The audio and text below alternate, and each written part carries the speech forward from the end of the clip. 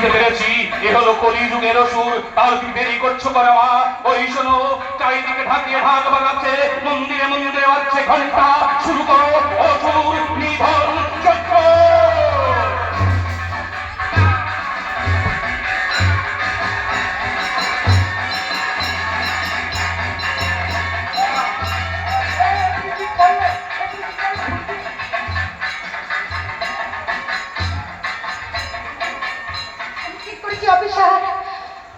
আমি নিজের আদালত নিজে তৈরি করেছি, আমি নিজের হাতে ওই বিলাস বড় অপরাধীকে নিজের হাতে শাস্তি দিয়েছি অফিসার।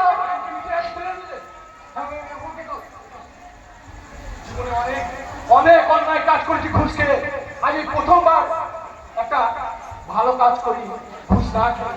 আরেকটা অন্যায় করবো। যাও যাও, এখানে সমস্ত ঝামেলা আমি সামনে নেবো। তুমি এখান থেকে যতদিন সময় চলে যাও, যাও চাষটা তুমি চলে যাও, এখান থেকে চলে যাও।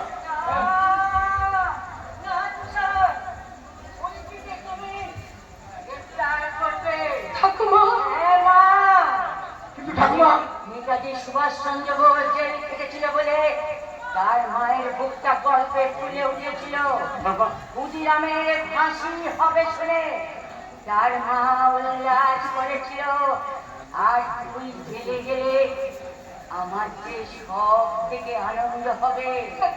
ওরে, আমি তোকে কথা দিচ্ছি, আমি রোজ তোর জন্য খাবার নিয়ে তোকে জেলে দেখতে যাবো।